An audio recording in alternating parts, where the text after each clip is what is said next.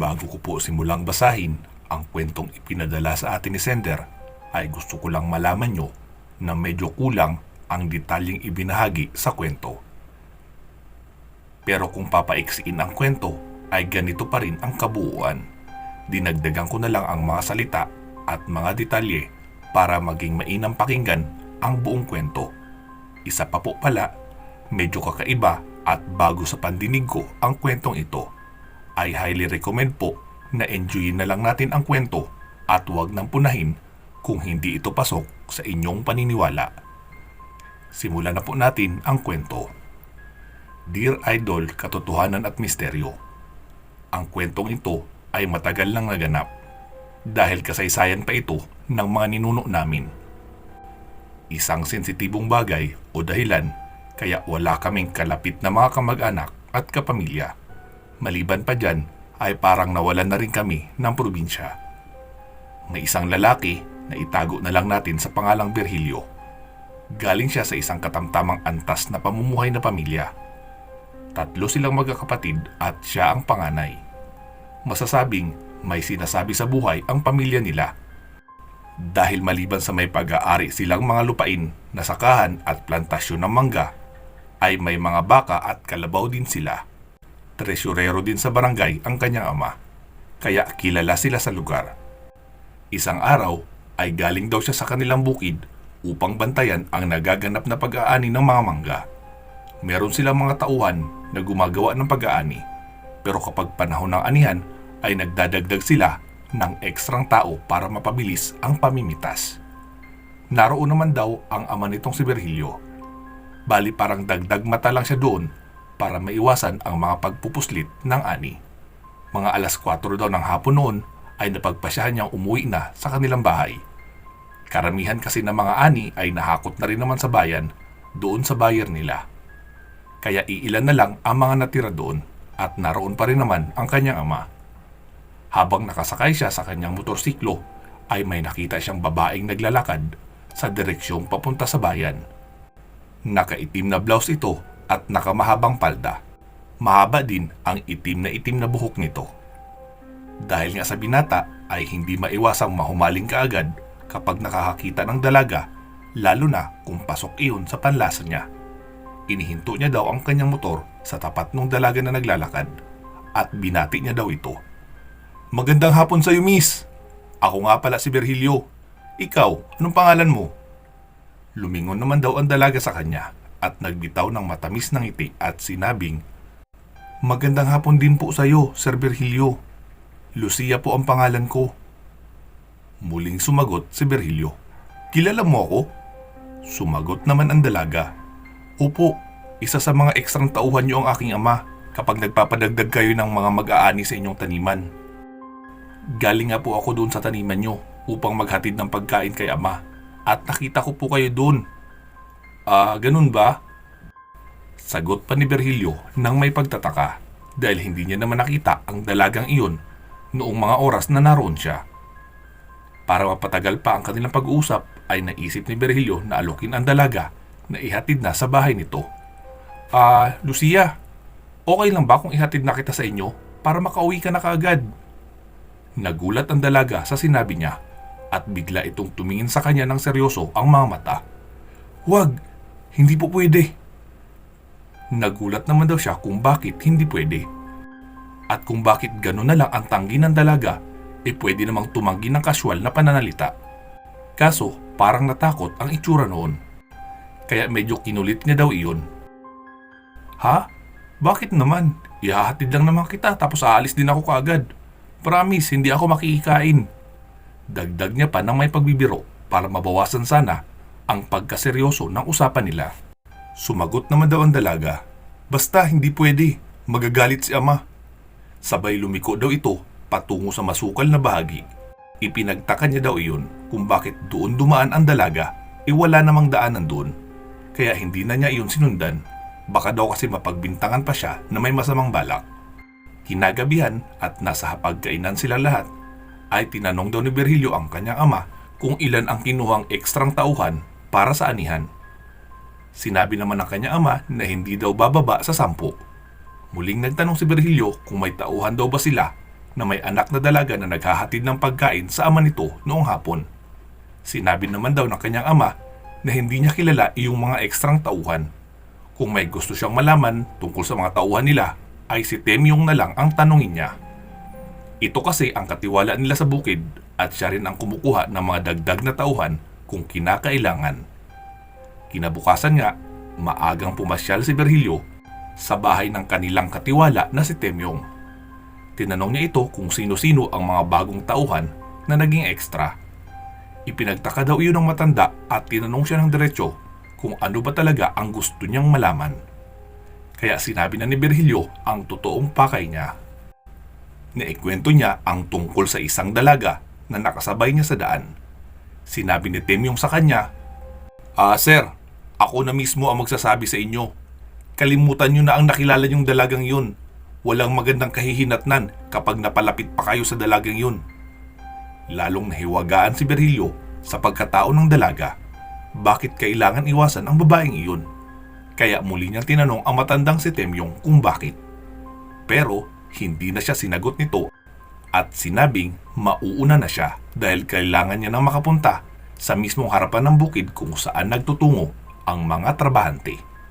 Naiwang tulala si Virgilio at hindi malaman kung ano ang kanyang iisipin. Maya-maya ay naisipan niyang umuwi na lang muna sa kanila at babalik na lang sa oras ng merienda upang abangan muli ang pagdalaw ng dalaga upang hatiran ang kanyang ama ng makakain. Kinahapunan nga ay naroon si Virgilio sa lugar kung saan nagtitipon-tipon ang mga tauhan upang magpahinga.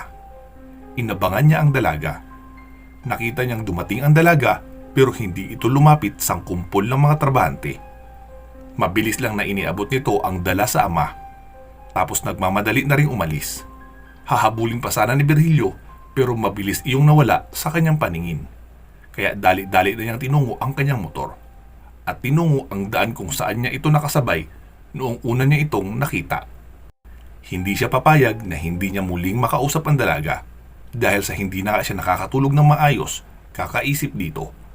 Tila merong hiwagang bumabalot sa katauhan ng dalaga na hindi nagpapatahimik sa kanya. Naisip niya na nahuhulog na nga siguro ang loob niya dito at gusto niya na itong maging kasintahan. Para hindi na makawala pa sa kanya ang dalaga, ay bumaba siya sa motor at ikinubli muna iyon sa may damuhan. Tapos hinintay niya ang pagdaan ng dalaga. Maya-maya nga ay nakikita niyang paparating na ang dalaga. Tapos noong mga ilang hakbang na lang ang layo niya dito, ay lumabas na siya sa pagkakakubli at bumati. Hi Lucia! Nagulat naman ang dalaga at sinabing, Nakakagulat naman kayo sir. Ano pong kailangan nyo? Bakit nyo ako inabangan? Nilapitan niya ito at hinarangan na rin ang dadaanan para hindi na siya nito matakasan. Saka nagsalita. Lucia, huwag kang matakot sa akin. Wala akong masamang binabalak sa'yo. Hindi ko alam kung anong nakita ko sa'yo, pero mula nung nakita kita, ay wala na naging ibang laman ng isipan ko kundi ikaw. Hindi ko alam kung pareho ba tayo ng nararamdaman. Pero kahit magkaganon man, ay gusto ko lang ipaalam sa'yo na may nararamdaman ako para sa'yo. Gusto kita, Lucia. Hindi ko alam kung ano ka o kung anong meron sa inyong pamilya. Pero handa akong tanggapin yon kung gugustuhin mo rin ako. Nagpumilit ng naglakad si Lucia upang maiwasan siya. Wala na siyang nagawa kundi hayaan itong makaalis sa harapan niya. Nang makalampas na ito sa kanya ng mga 10 hakbang, ay muling nagsalita si Virgilio. Mahal kita, Lucia. Nabuhayan naman siya ng dugo nung nakita niyang huminto ito sa paglalakad. Pero hindi pa rin lumilingon sa kanya.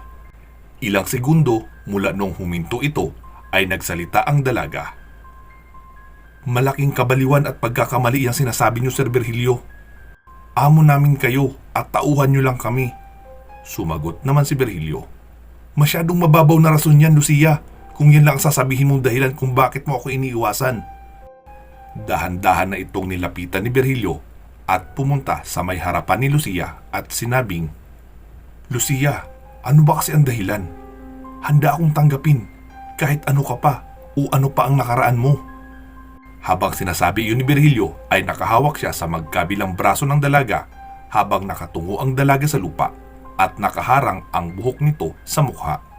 Maya-maya ay biglang tumaas ang ulo ni Lucia at diretsong tumingin kay Virgilio. Napaatras naman si Virgilio at natumba dahil sa sobrang pagkabigla at pagkamangha sa nakita. Saka nagsalita ang dalaga. Matatanggap mo ba ako kahit sabihin ko sa iyo na aswang ako at aswang din ang buong pamilya ko? Ha? Anong aswang? Sumagot namang muli si Lucia. Bobo ka ba, Virgilio? O nagtatanga-tangahan? Halimaw kami, Virgilio. Matatanggap mo ba kahit ganun ako? Unti-unti na ring nagbago ang mukha ni Lucia. Nagkaroon na ito ng malalaking ugat sa mukha at humaba na ang nguso.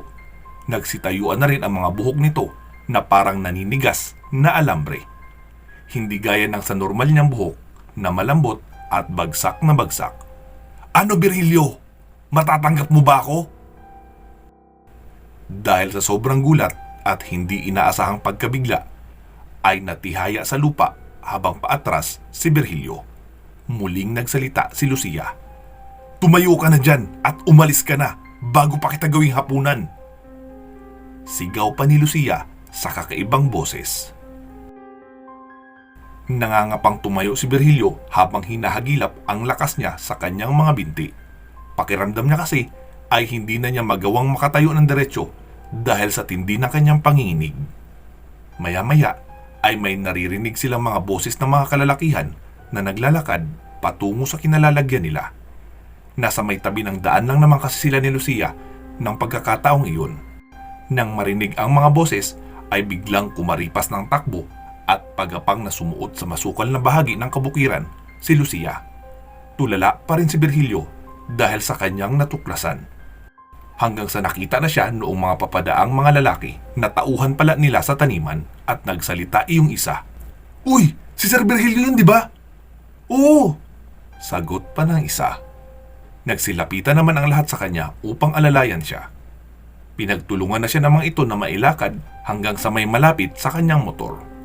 Tapos sabi nung isa, Sir, okay lang po ba kayo? Namumutla kayo. Ano pong nangyari sa inyo? Sumagot naman siya, wala, medyo nahilo lang ako. Muling nagsalita ang lalaking iyon. Sir, gusto nyo ba ihatid ko na kayo sa bahay nyo? Baka kasi mapaano kayo kung magmumotor kayo mag-isa, medyo nahihilo kayo. Iniabot na ni Virgilio ang susi ng motor doon sa lalaki, saka kinuha na ng lalaki ang motor at isinakay na siya papauwi. Pagka-uwi sa bahay ay alalang-alala ang kanyang mga magulang kung ano na ang nangyari sa kanya. Sinabi niya naman na wala lang iyon, nahilo lang siya. Pinatawag ng kanyang ama si Mang Temyo dahil sa may pagka-albularyo din kasi ang matandang iyon. May alam din iyon sa kung ano-anong mga bagay na may kinalaman sa mga kababalaghan sa kagubatan. Sinabi ng kanyang ama sa matanda na tignan siya, baka nabati o napaglaruan siya ng engkanto.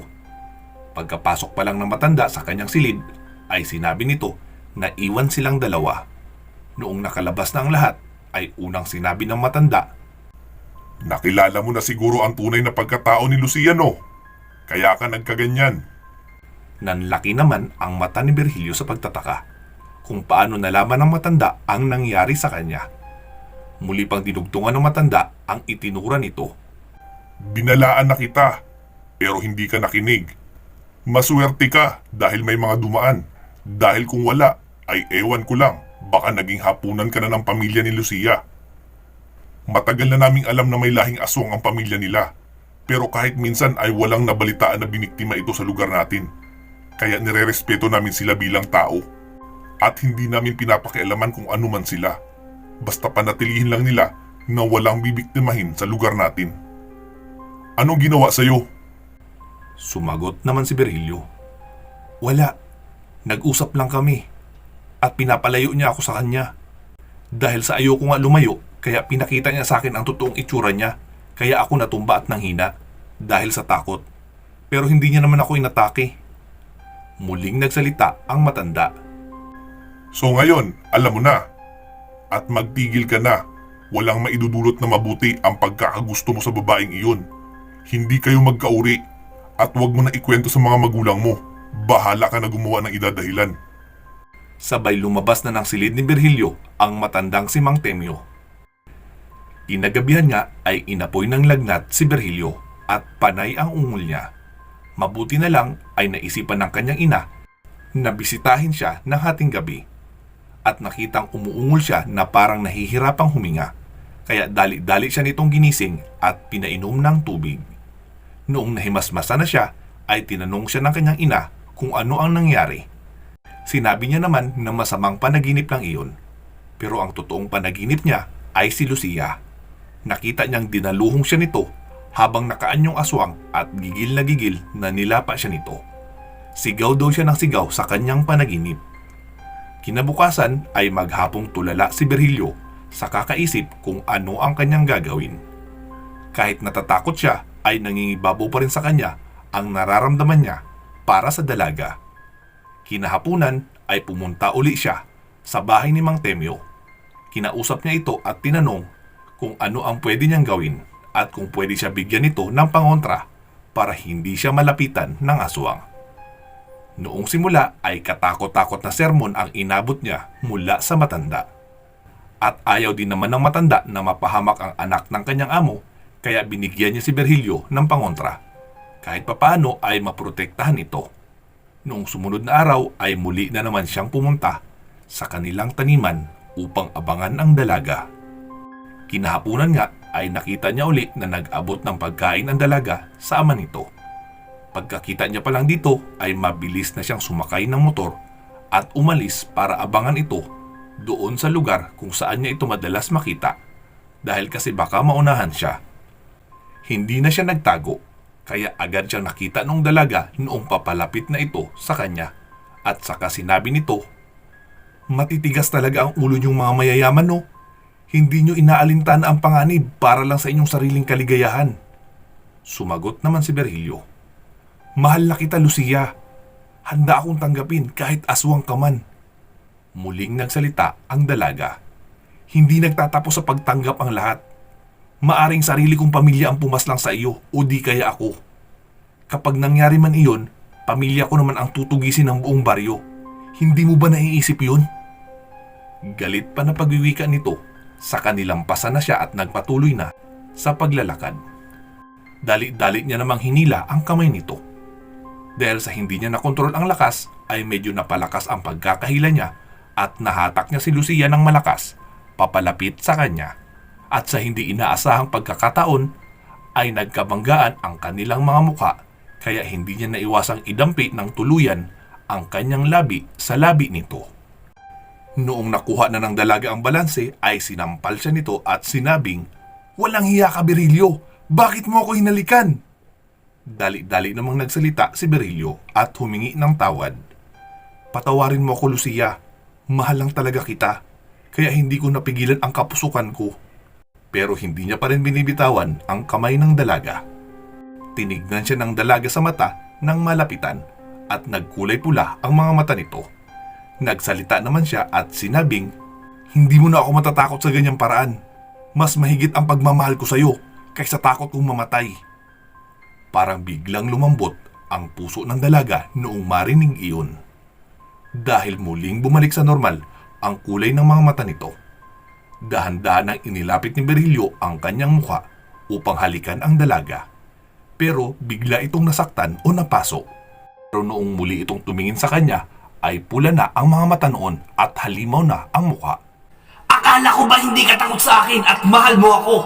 Bakit ka nagsuot ng pangontra laban sa akin?" Biglang naalala ni Virgilio, oo nga pala, may suot siyang pangontra. "Patawarin mo ako, Lucia. Natakot lang naman ako kaya tinanggap ko ang pangontra na binigay ni Mang Temyo." "Sinungaling ka!" Pasigaw na sagot ni Lucia. At tumakbo na ito ng mabilis, papalayo. Muli na niyang tinungo ang kanyang motor para umuwi na lang. Nanlulumo siya dahil hindi niya alam kung may pagkakataon pa ba siyang muling makausap si Lucia upang mapaintindi rito ang totoo niyang damdamin at isang pagkakamali lang na nagsuot siya ng pangontra. Hindi siya makatulog ng buong magdamag dahil sa pag-aalala. Kinabukasan, pagkatapos lang ng tanghalian, ay nagtungo na agad siya sa taniman upang abangan ang muling pagpunta ng dalaga. Pero nalungkot siya dahil kahit ang ama nito ay hindi niya na rin nakita. Kaya tinanong niya si Mang Temyo kung bakit wala na ang ama ni Lucia. Sinabi naman nito na tapos na ang anihan, kaya wala na ang mga ekstrang trabahante. At iyong mga datihan na lang ang naroon upang maglinis ng pinag-anihan. Ikinalungkot iyon ni Virgilio dahil ibig sabihin ay hindi niya na makikita pang muli ang dalaga at idagdag pa na hindi niya alam kung saan banda ang bahay noon. At ayaw din sabihin sa kanya ni Mang Temyo. At wala din siyang ibang kakilala na nakakaalam kung saan nakatira ang dalaga maliban kay Mang Temyo. Umuwing laglag ang balikat dahil sa panghihinayang si Virgilio. Kinagabihan ay mga alas 10 pa lang ay nakatulog na siya. Ilang araw na rin kasi siya na walang maayos na tulog, kaya noong gabing iyon ay ilang oras pa lang siya nakahiga ay nakatulog na siya kaagad. Maghahating gabi nang muli siyang dalawin ni Lucia sa panaginip. Nakatingin lang ito sa kanya, mapula ang mga mata, pero hindi nagmumukhang halimaw at malungkot ang mukha nito. Hindi siya mapakali at panay ang galaw niya sa higaan. Dahil doon sa panaginip niya ay nagpupumigla siya dahil gusto niya itong yakapin at sabihin na mahal niya ito. Sa katagalan nga ng kanyang kakagalaw ay nahulog sa kama ang kanyang isang kamay na naging sanhi ng pagkagising niya. Sa kadali-dali siyang napaupo sa higaan. Nakita niyang nakabukas ng malaki ang kanyang bintana at naroon si Lucia, nakatayo habang mapula ang mga mata at pinagmamasdan siya.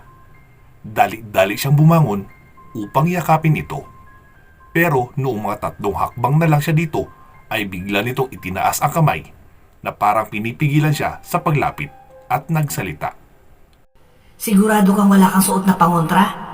Dahil kapag meron ay dadagitin na lang talaga kita at ihuhulog sa kalsada. Ipinakita niya naman ang kanyang liig na wala siyang suot na kwintas at nagtuloy na sa paglapit kay Lucia at saka niyakap niya na ito ng mahigpit. Naramdaman niyang niyakap din siya nito ng mahigpit.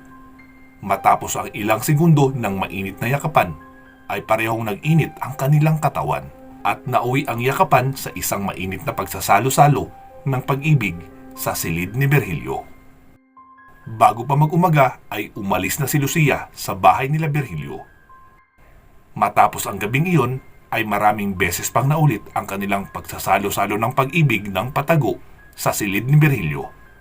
Makalipas ang 2 buwan, ilang gabi ring hindi nakadalaw si Lucia sa bahay nila Virgilio, kaya ipinag-alala ito ng binata. Hanggang sa isang gabi ay muling nagising si Virgilio noong naramdaman niya ang pagpasok ng malamig na hangin sa kanyang silid. Ibig sabihin ay bukas na ang kanyang bintana, kaya dali-dali siyang bumangon dahil alam niyang si Lucia na iyon. Pagkatingin niya sa may bintana ay nakita niya si Lucia na parang nangihina dahil nakapayuko ito. Kaya dali-dali niyang nilapitan. Nakita niyang may mga pasa ito sa mukha at may dugo sa labi. Tinanong niya ito kung sino ang may gawa noon.